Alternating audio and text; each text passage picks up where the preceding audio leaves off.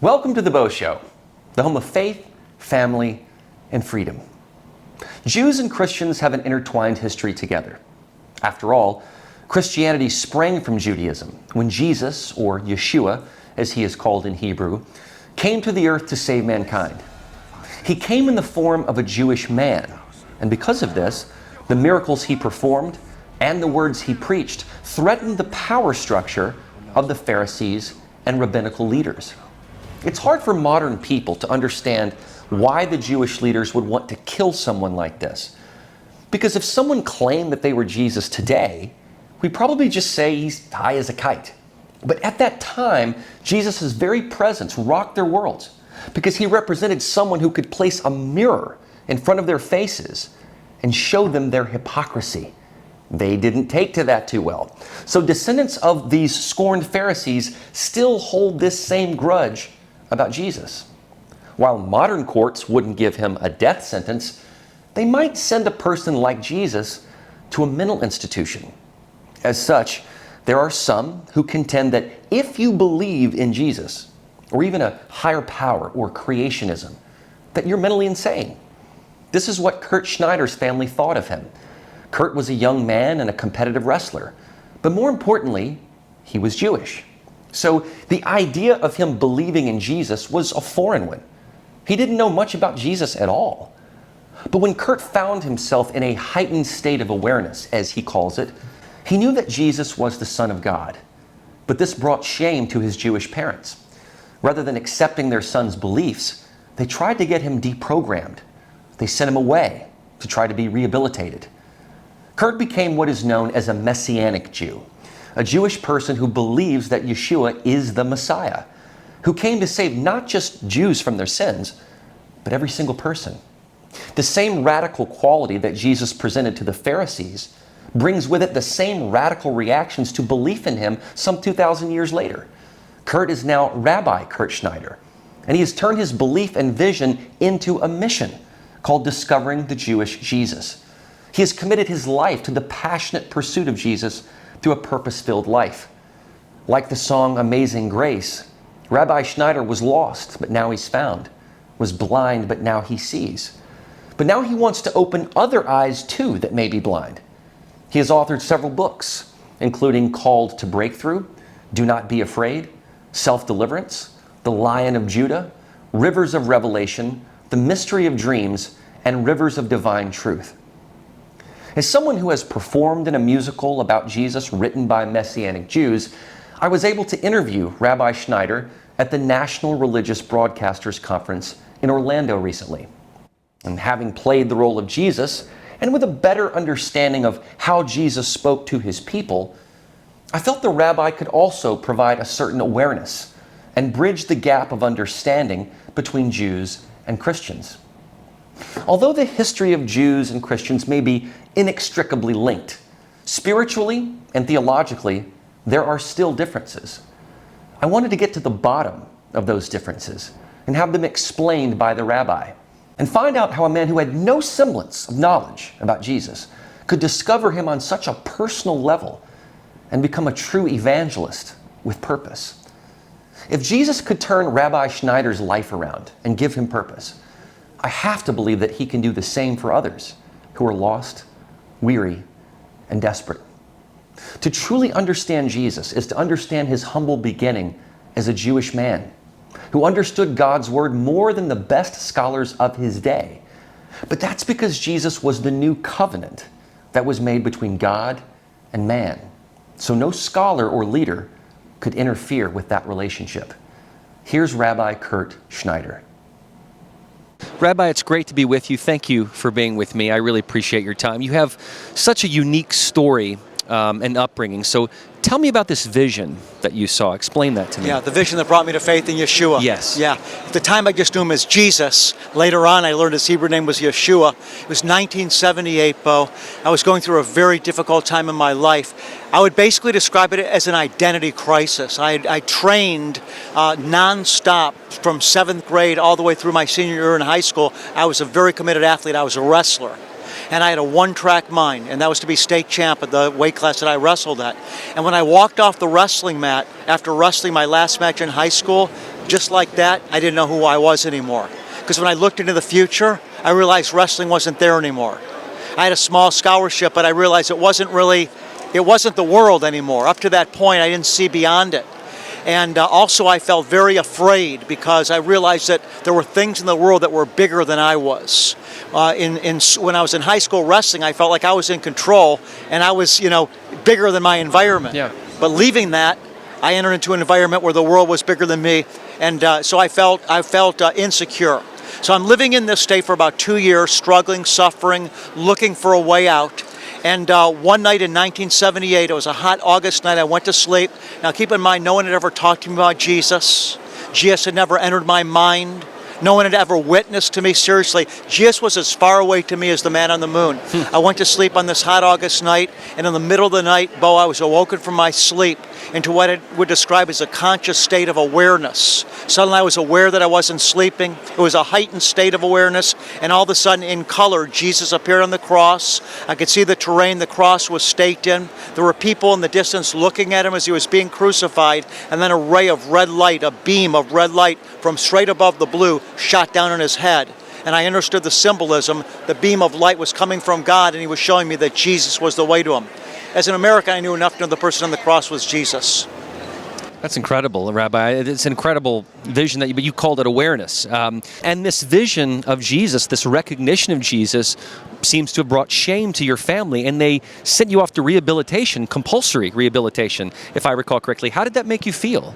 Well, basically what my parents did, first of all, was they hired the most famous deprogrammer in the country, Ted Patrick. You can actually look him up online. Eventually got arrested for kidnapping children. Parents would hire him to get their kids out of cults. I wasn't in a cult, but to my Jewish parents, yeah, to believe in Jesus was like the worst thing in the world. So that was the first thing, that they literally abducted me. And then the second thing that happened was when that didn't work, they hired a Jewish psychiatrist, came over to the house one day, very unassuming looking guy, didn't look threatening at all. He was sat down at my kitchen table. I don't remember what his lead-in question was, but I just began to tell him my story, how Jesus appeared to me, and what would have happened to me, Beau, if Jesus hadn't come to me. And he just sat there, and I just kept on laying it on. And I actually left there feeling really proud of myself, thinking, man, what a powerful witness you had. Meantime, I learned later that, I think my parents hired him just for the purpose of me telling my testimony of how Jesus appeared to me in a vision so that he could get me probated to the psychiatric ward of a hospital saying I was delusional.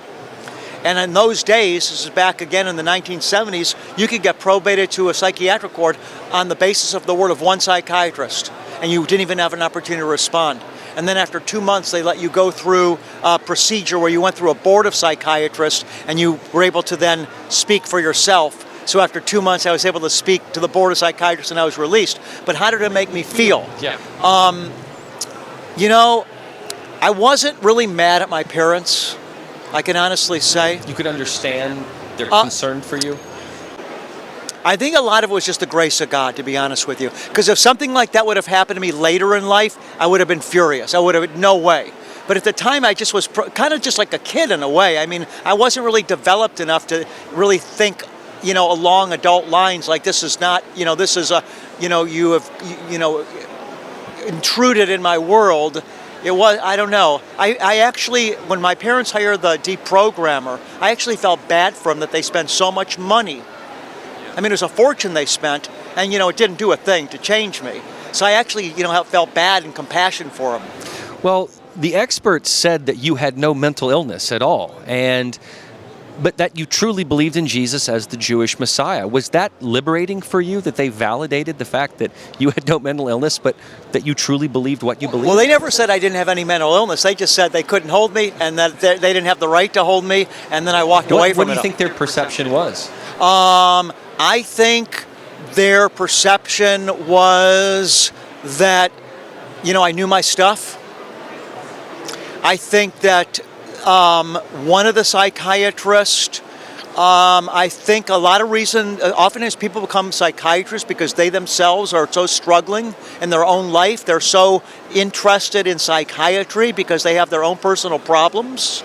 And I think that one of the psychiatrists was really not able to ever get outside himself, projecting himself or wanting to project himself on me. But I can tell you this, I walked away from it, never took a medication again. I've been married for 40 years, been preaching the gospel all over the world for, over 20 years. So I don't really know what they thought, I don't care. Well, it's so interesting, Rabbi, because I feel connected to you in a way because I played Yeshua in this musical called Messiah the Musical. It's written by Jeremiah Ginsburg, who had a very similar state of hyper-awareness where he met God and his son Yeshua. Yeah. And for him it made sense because he met God through Jesus, through Yeshua.